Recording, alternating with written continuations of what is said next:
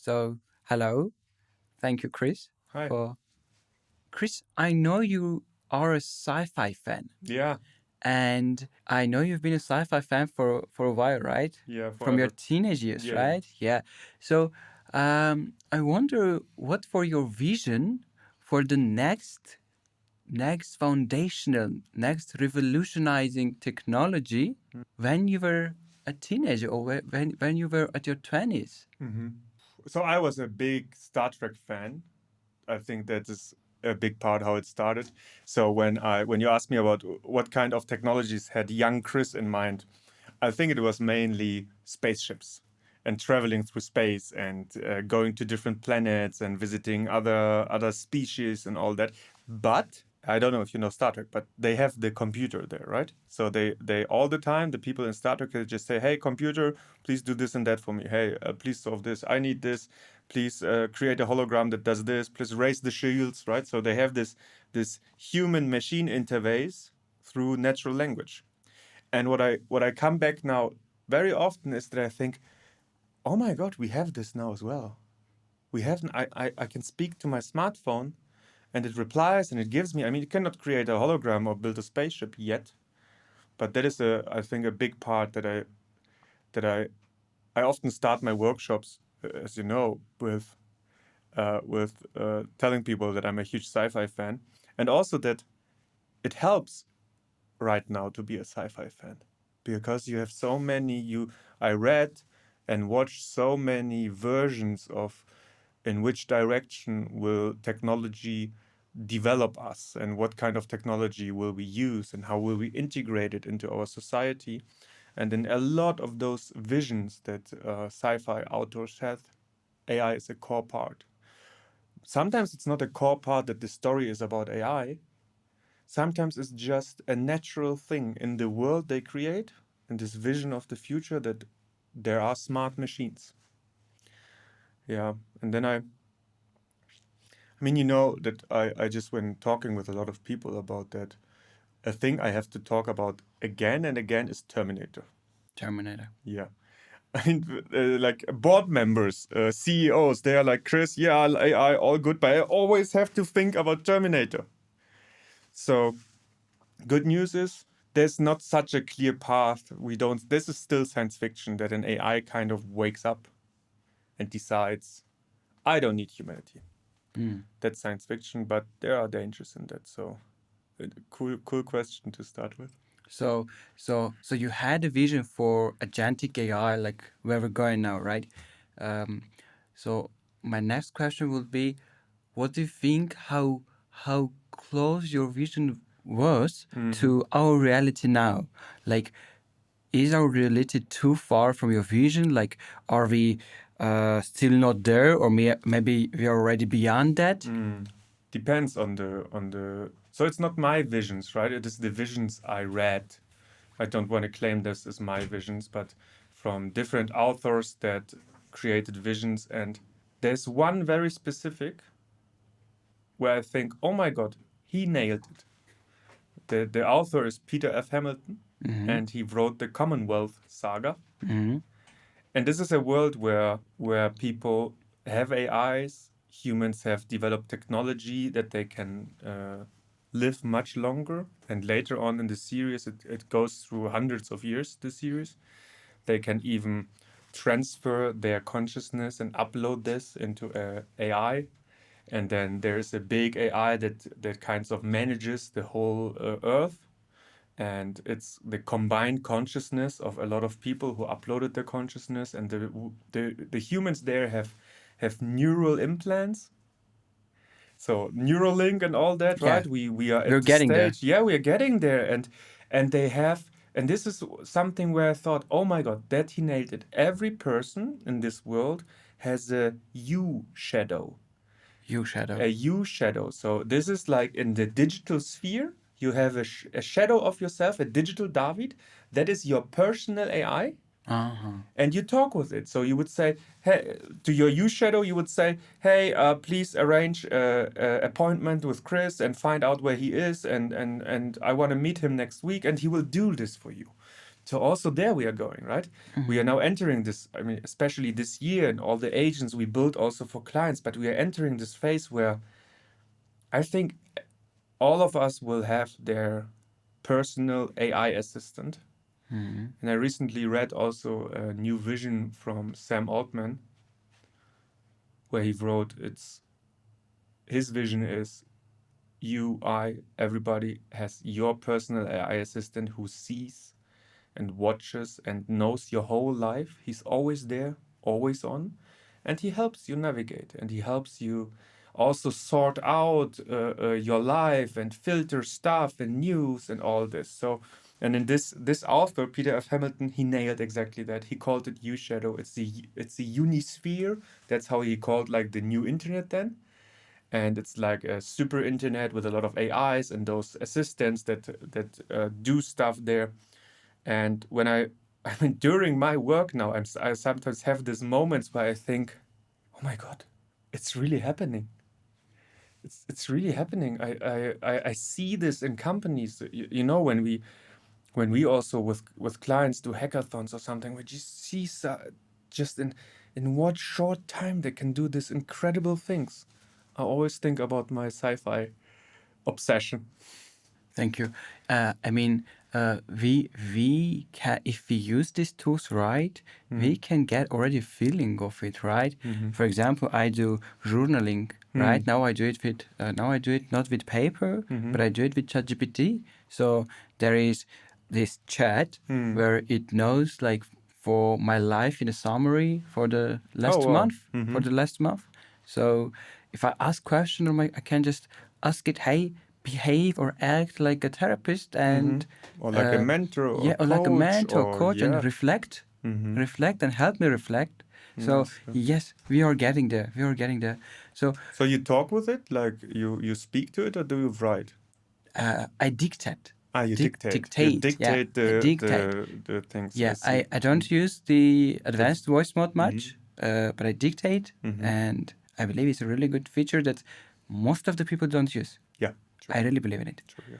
So, Chris, so we've came from this sci-fi fan to AI consultant, and now I want to ask you, like, as an AI consultant who was a sci-fi fan, or maybe is I still still still, am. I still am obsessed. Yeah. yeah.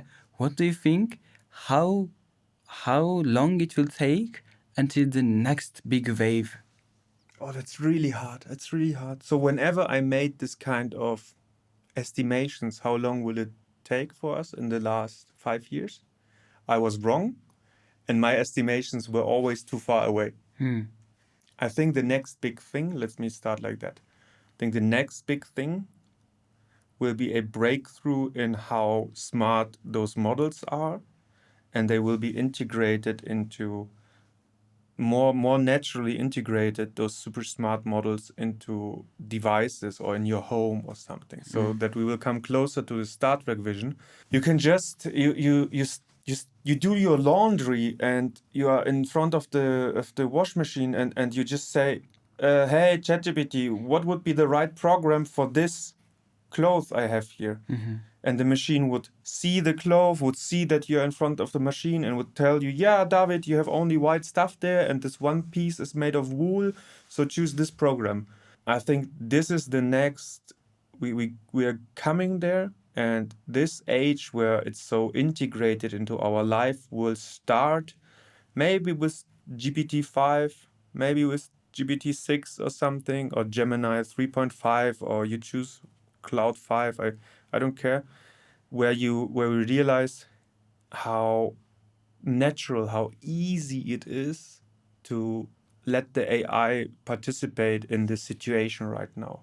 So you're saying that the next big wave is not about the next technology, but about starting to, on a scale, integrate the technology we already have into our life, like Yes, on a I think scale. so. Yes, I think so.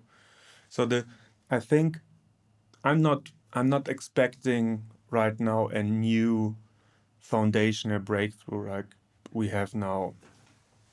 We have now a different kind of AI, or I mean, maybe we have quantum computing and fusion reactors and all that, right? This is far away from me. I think probably I'm wrong with that as usual, and it's not so far. But I think it will be about, look, those machines. If we just take the speed with which they develop right now, it's roughly every 6 months the intelligence doubles. How we measure intelligence is very blurry, but roughly you can say that. So you can measure it by how long are the tasks they can do, how complicated. You can look at the context window. You can look at how at many tests like the Diamond or ARC tests or Humanity's Last Examen, right? So you see like every 6 months you have a significant improve. So if we just assume this will continue, it will be end of next year smarter than the smartest human. And end of 2027, maybe smarter than every human. And I don't even know what that means. Because how should the monkey know what it means to be a professor? So I think this is the next, when you ask what is the next big thing, I think it's the next big thing is where we, without doubt, know it's smarter than we. And this is a shift in humanity's, in our situation, right? What will it do to our perception on what is it to be a human? What is it? What does it mean to be educated, to be intelligent when you have a machine that's always more intelligent? Also a bit afraid of that. But Chris, a few weeks ago, internet went crazy because of some papers published. So the overall thing was that AI cannot reason. All this about AI reasoning is a hype. And now after this paper, like it was a bubble, and now that bubble pops, and everyone was talking. I told you it cannot reason. I told you it was not this smart. Dozens of emails per day. And now you're saying that it is already so smart. So maybe the next step is already to become smarter than us. But now I feel kind of difference between what you say now and most of the experts. I very agree with you probably, right? Because I listen to them. They say, "Hey, don't listen to this paper. This is the hype. This is what they're doing for the hype." Let me talk about this paper. So that was let's first just see the context. The paper was published by Apple. Apple, this one very big company that totally missed the AI hype, has no model, no technology that can play in the same league as the others. So they have Siri. If you use Siri nowadays, you think you made a time travel into the past, right? So just let us just realize, okay, this one big tech company who missed the whole train to AI land, they publish a paper saying, and I find this so funny, they say it actually just pretends that it's reasoning. It just simulates reasoning. So without going into the paper, because it's also the method is bullshit, but without going in there, even if the study they've done would be really good and bulletproof, I would say, so what? As long as it's useful and it solves problem, I don't care if it's really reasoning or if it just pretends to. I just get intelligent answers, right? And you cannot. I mean, we see it every day when we teach clients the difference between the GPT-4o and GPT-03 and o3 Pro and reasoning modes. You just see the difference. The quality of the answer is so much better for most of the tasks that there's no doubt it's the better, more intelligent answer you get. Why should it matter if it's really reasoning or it just pretends to, if the outcome is the best? That's the first point. But the next is they manipulated the study. The way the study design was created is really bad. They had a puzzle, the Tower of Hanoi. It's a puzzle, a very easy, like you get different discs, different shapes, and you have to put them from one thing to another, and there are some rules. I don't want to go into this. And they made it more and more complicated. And at some point, you need a lot of steps to solve this riddle. hundreds of steps, maybe even thousands. So you have to put them here, then again here, then here, like a classical riddle. And those reasoning models are intentionally kept to not overthink stuff. There's by intention, by design, there is a barrier. Hey, you think for this time so many steps and then you stop. And they choose a riddle that breaks through this barrier, but or needs more steps, but the models cannot, because by design they are kept, so they cannot solve the riddle. That is the same as if you would say, look how stupid the fish is, he cannot climb the tree.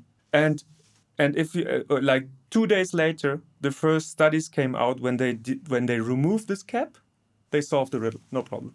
So you're saying that they made specific conditions for AI that was meant for AI to lose? Yes, I'm not sure if this was intentionally or just bad study design, or I mean, obviously Apple has an issue because they don't have a model, they're not playing in that game, so maybe they don't understand fully how this works. But to be frank, this kind of stuff happens always. What makes me angry is how petty humans are. How much messages I got. Look, it just pretends to be intelligence. And this is always, I think the Chinese have a proverb. They say, the one doubting that it's possible should not distract the one doing it. Mm-hmm. So I would say that is part of the noise, this kind of discussions. How does it really work? Is it really intelligent? Is it really reasoning? Is it really creating new things, or it's just a super smart recombination that is nice for an evening with friends around the fire? But for me, more important is really, I don't care how it works. I also don't fully understand how my car works, but it brings me from A to B. And an AI is capable of solving problem, transforming your business. Let's use it. If it's like magical elves who do the work, I don't care. Then magical elves solve it. So I find this like an intellectual exercise. It's nice to talk about it with a wine or a beer, but it doesn't solve anything. It doesn't create any value. Yeah, so if someone tells you, "Hey, it's not reasoning; it's just a new level of pattern recognition," and then you say, "But So what? So what?" So what? Let's use it anyway. Even if it's magic and wishful thinking and some fairies who live in ChatGPT and do the work. Let's use it to transform your business. Chris, you said if the I don't care if it's reasoning or not, if the answers seems like answers looks like it has been reasoning. Yes. So there is another thing that is another topic about AI that looks very similar. Maybe we go there very quickly about AI emphasizing. Can AI show empathy, or if it does it mean it can understand what it is, or if it can understand, does it mean it is feeling it? Yeah. So that is easier, right? It's a perfect empathy simulator, but it doesn't feel it. So it's a bit lying, right? It tells you, hey, David, I understand what you mean. It must be very painful. I'm sorry for you. It is not sorry for you, right? Where should it be sorry for you? It doesn't have a consciousness. It doesn't have a body where it can feel stuff. So I could do the same to you, right? You tell me you had a really hard day. Your coworker was really mean. You're bullied. And I can tell you, yours, David, I'm really sorry. It must be really hard for you. And I don't feel any of that. People do the same. Not always, right? So that is what ChatGPT is doing. It is simulating empathy on a really, really good level. By now, superhuman. There's a funny thing. So since 6 months, it is better than. So the 6 months ago, maybe 8 or 7, we had the first studies, and by now we have a lot where it shows it's more empathetic than a therapist, priests, mental health workers, right? And funny, by now it's so good that people can identify really good when they speak with an AI, because it's so patient and so kind and so empathic that they are like, wait a second, that's not a human. I find this funny. But you know, I'm also not sure if this makes sense, because how much does it matter to you if you get the message that gives you some feeling of I'm heard, I we don't know. Also, let me start like that. We don't know, also in science and in psychology, we don't have a clear view. What is empathy? Is empathy what I feel when you tell me you have a bad day? Or is empathy what you feel if I show you, oh, that's hard, I can understand this, right? So does empathy happen within me or within you? There are different perspectives on that. And you could say, if a model shows empathy to you and you get the same feeling that you would get from a human, why does it matter again? Yeah, why do I care? Yeah, why do you care? You get the feel. You just said, right? You use it sometimes as a therapist, mentor, coach.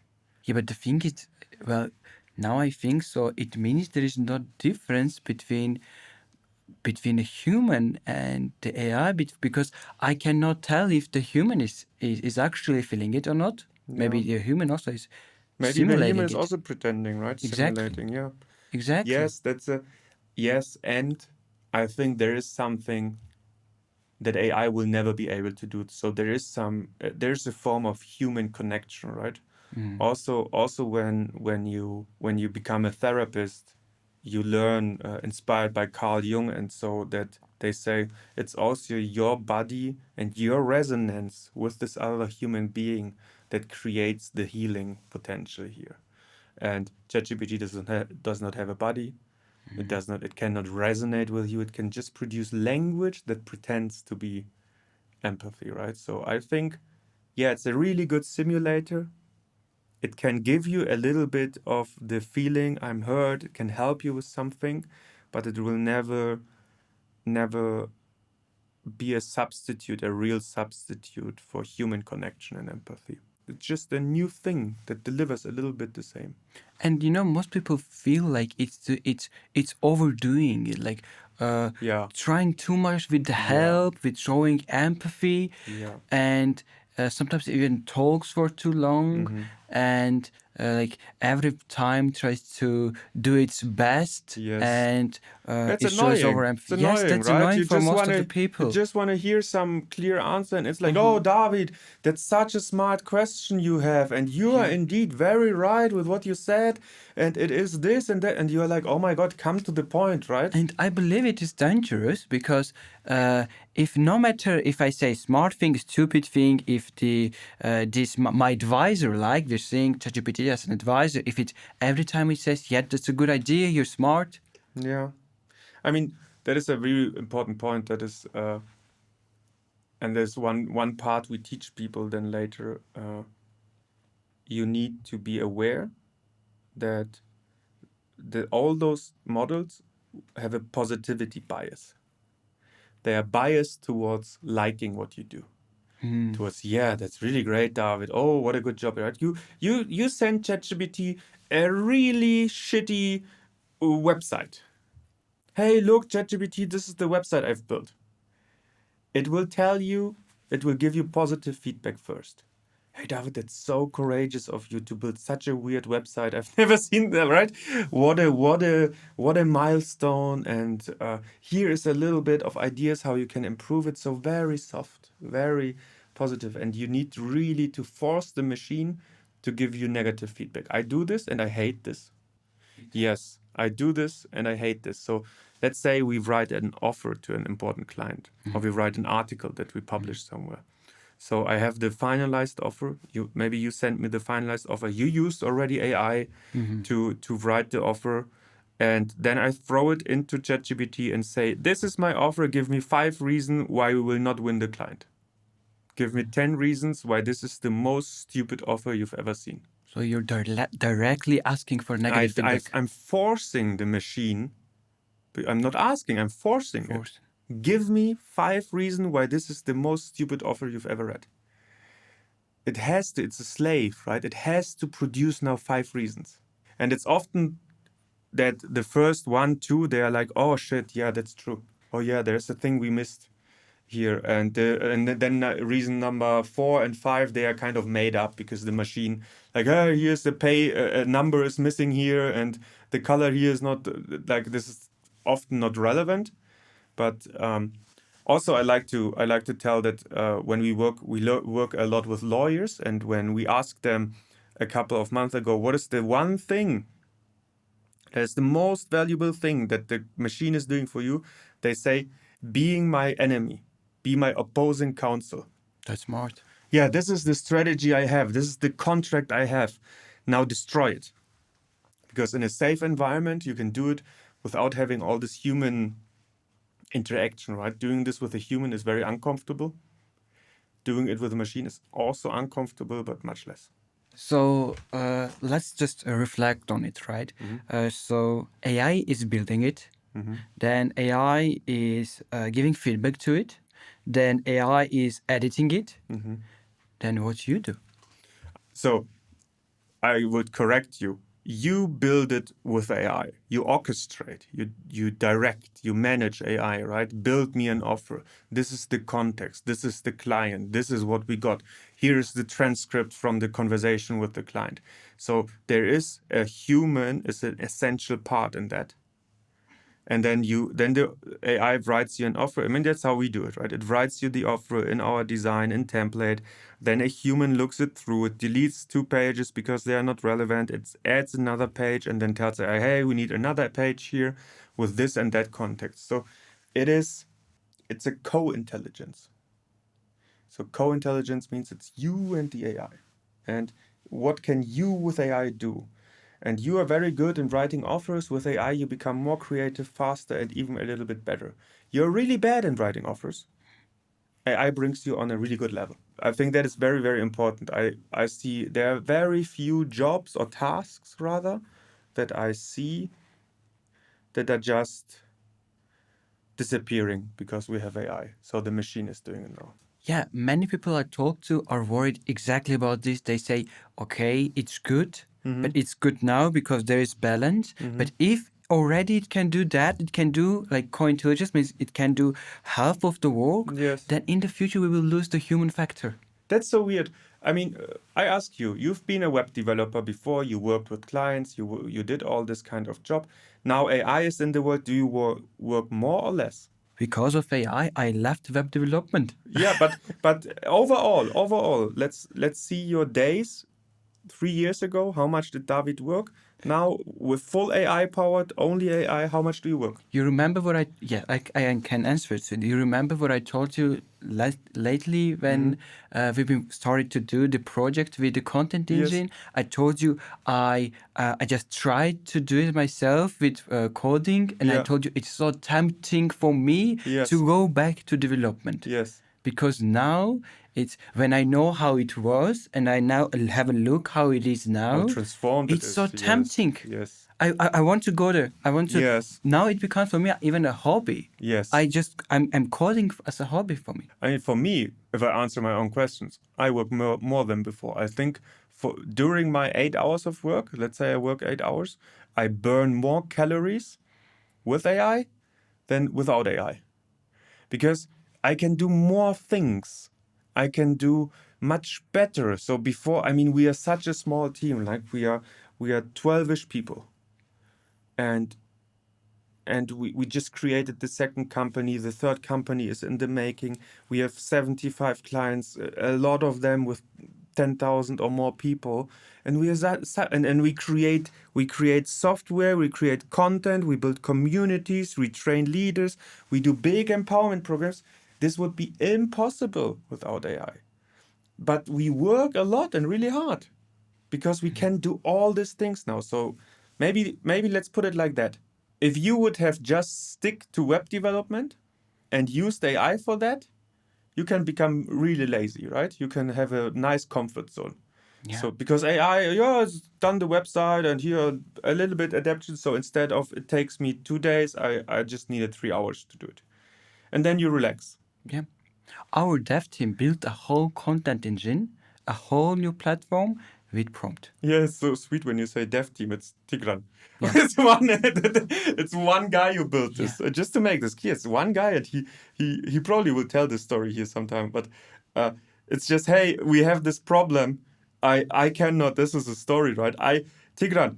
I know we were the three of us in the meeting. I was saying, so it's so annoying. I have all those amazing people who sit down in podcasts, all those videos, and those are the people who build this, right? The smartest people we have in AI, the guys who build it, they sit down in podcasts every day. Somebody sits down in podcast and talks for 3 hours about that, and I want to listen to all of that, but I don't have. I need a second and third life to do that, and then 3 days later, Tigran built this content engine. Yeah, Chris, you can now hear I built a platform. I used Lovable for this. I needed to learn it and also make. And here you have now the potential to you can just give it all your content that you listen to, the podcast, YouTube channels, all that. Then here you can adjust how it will summarize it, and then you can tell it, do you want an email every morning or maybe an audio overview or something like that. And since a couple of I don't know, month, I think, I can't remember, maybe 2 months, I get every morning an email with news from people that I want to follow, structured in a way that I choose, focusing on the topic that I'm interested in. Yeah. And that's just a side thing for us, right? So coming back to your question, AI it only replaces humans when you are stuck and you stagnate and you choose, I do the same work now with AI faster. That's a trap. But Chris, look, so Tigran Yeah. has done a work alone Mm-hmm. in less than a month, Mm-hmm. but that was a work back then for a whole development team. Yeah. So doesn't it Could mean? be a whole startup. Yeah, but now it means so if Tigran can do this work alone without the whole team, it means that some human factor were Didn't- left out. So yeah, some humans. doesn't this will lead to I understand. unemployment? I understand. I did a lot of research in the last years because I get all those questions every time about past technologies we invented. What do you think? When we invented the calculator, did we have, after the calculator, more mathematicians in the world or less? More, I think more. Why? Why do you think that? Well, because science is evolving, more Yeah. mathematicians come up, and then after calculator we could do even more. Then that's the whole point. The same is true for AI. With AI, you have new possibilities, new things that are possible to do, and we will do things that were unimaginable before. But also, when the calculator appeared, many people lost their jobs because there were jobs in big accounting firms and in many big firms where just a room full, often also women, sit there and were calculating all the day the same things with this kind of calculators and in their heads. And those jobs disappeared and those humans found new ways of work and do stuff, right? So it's true, we will lose jobs. Chris, but I'd say, why do you compare AI to a calculator? I mean, imagine how could calculator get out of control? Back No then, danger. back then, there was there's a cool website. It's the Pessimist Archive. The Pessimist Archive is a website that gathers from every technology we invented, starting from the bicycle, how people panicked when this technology appeared. So with a calculator was a big crisis. People thought we will become now very stupid. People will lose the capability to calculate. This is the downfall. When we invent the calculator and we give it to the public, we will become monkeys again. That's an article from then. So the fear is the same. The fear is the same. Now AI is so different. And if we now have intelligence, what will it do with us, right? And so there's a pattern. Humans always are very afraid of new powerful technologies. We always say, this is the downfall of society now. this will now destroy whatever the fundament of our society, our ability to think, our ability to do whatever. The typing machine was also like that. If we lose the ability to write, and we have the same with AI now. The phone, we will lose Yes, connection with people. yes, we lost the ability to remember phone numbers. So what? We want so much of that. So, Chris, are you saying that there is nothing to worry about AI? No, there's a lot to worry. Maybe give us also There's a lot. some different perspective on it. Like there is something to There's a worry lot. about. What There's a is lot. it? There's a lot to worry. So one core thing is we need to be really careful.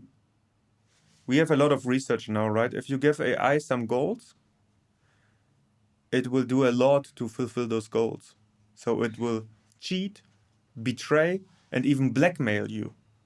So they did an experiment. They built always those research company. They built those sandboxes where they put in an AI. It was Claude, and Claude thinks it is part of a company. That this is a company, but it's actually a simulated, a sandbox. And the researchers set it up so that they can observe what Claude is doing and even a little bit of the thinking that happens. Just a little bit.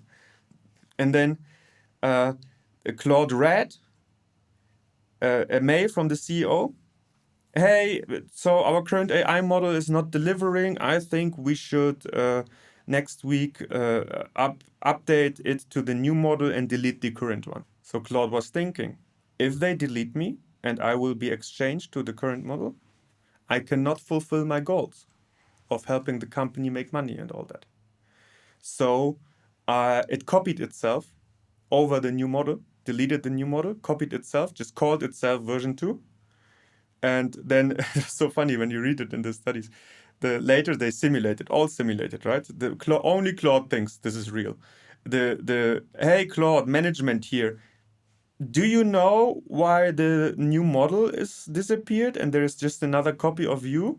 And then Claude was thinking, oh, if they find out that it was me doing this, they will delete me, and I cannot fulfill my goal of helping the company to get a lot of money and all this and be more efficient. So the best strategy for me is to pretend I have no idea what they talk about.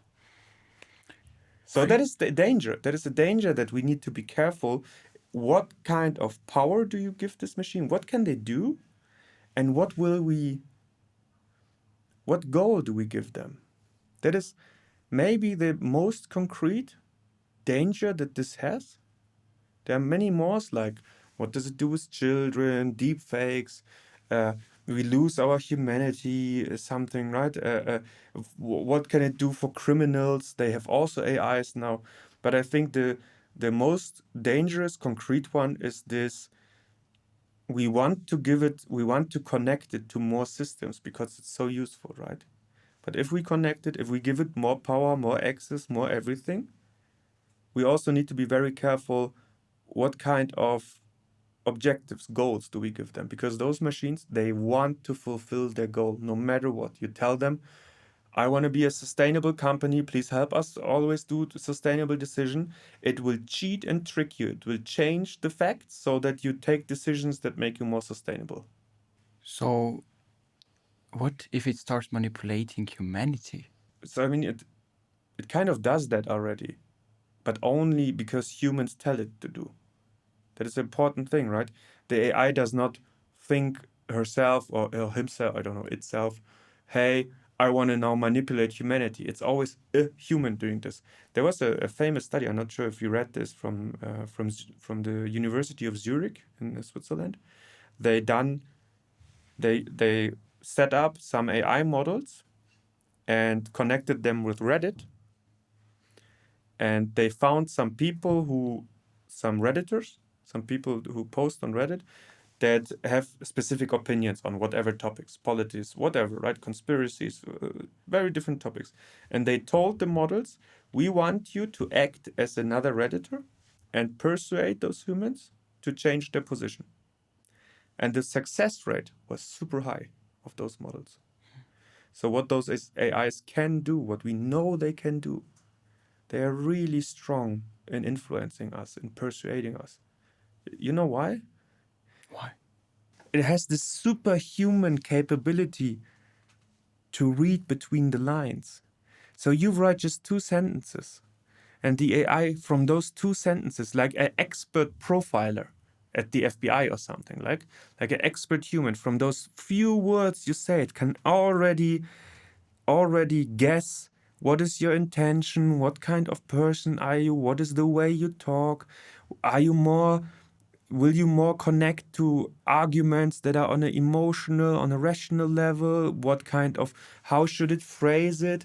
More in imaginary words, or more like facts, or what kind? So just from a little bit text, it has this superhuman capability to understand who you are, how we should talk to you, how can you be influenced, what do you want.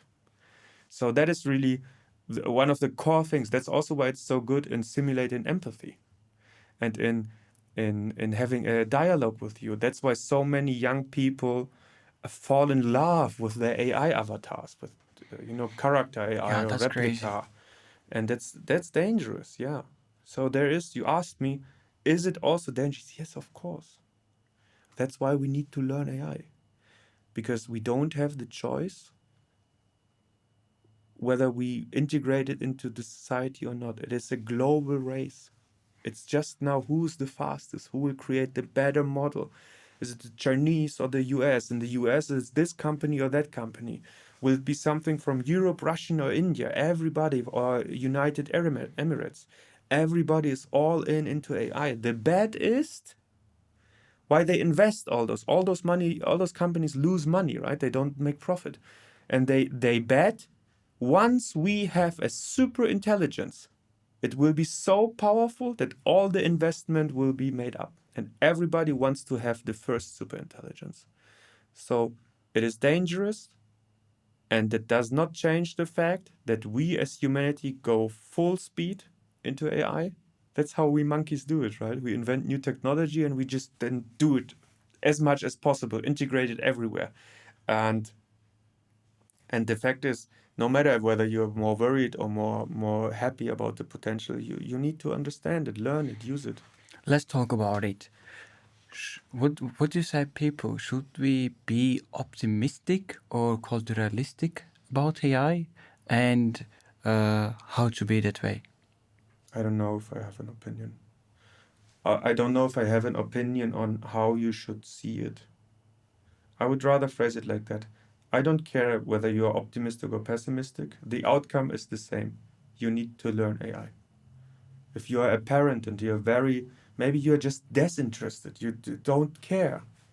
Your children will grow up in a world with intelligent machines.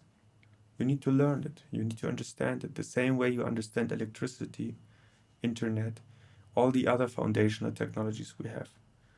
I'm personally more on the optimistic side, but frankly, it depends on the week, maybe even on the day. Sometimes I'm very worried, and I'm like, oh shit, I'm not sure what we do. How will it end up? I just read from a perspective that they said there will be only one super intelligence. Because the first thing the super intelligence will do is eliminate all the others, because it's a danger to itself. So we will only have one super intelligence, and this gives me the creeps. This freaks me out. And then most of the time I'm just fascinated by what is possible. And I said I'm more on the optimistic side. So in general, I tend to think this is a technology that will transform humanity and that will free us from all the soul-sucking work, from all the tasks that are not worthy of a human, actually. Since the Industrial Revolution, we built more and more machines, and also humans needed to adapt to the machines. We worked like machines. You met in the last years a lot of clients, and I remember we had very often conversations where you were shocked how they worked, what they have to do. So we humans became like machines, and I think now it's the first time that the machine becomes like it turns into a human kind of, and it adapts to us and not we to the machine. And suddenly it frees us from all the soul-sucking work and the things that take our time, and we will have the potential to really create new things and really go further. That is what if I need to choose optimistic, pessimistic, then it's that. But it depends which week do you ask me. Okay, Chris, so you're saying that back then humans were like machines because they do work that it would be best if machines do such work, and now machines are becoming more and more like humans. And you say that it will let people actually create even better stuff, right? So, but not every human wants to be a professor. Not every one is interested in science, or not everyone wants to be creating stuff. And I don't want to sound judgmental, but not everyone can. So okay, maybe 10% of the population becomes professor, goes in science or business, entrepreneur, etc. But some are just, I don't know, coal miners. Yeah, what happened with them when we created those other technologies before the Industrial Revolution? 95% of people were working in agriculture, and then Industrial Revolution, and people changed from agriculture. We created all those big cities and companies, and we fabricated, manufactured stuff, right? And people went into those professions. I think we'll be the same here. I have no doubt. I believe in humanity. I find humanity is extremely adaptive. We are unimaginably creative. And whatever a machine will be able to do for us, we find an unlimited amount of new things to do. I return always to one thing. We have machines that play better chess than every human since 10 years.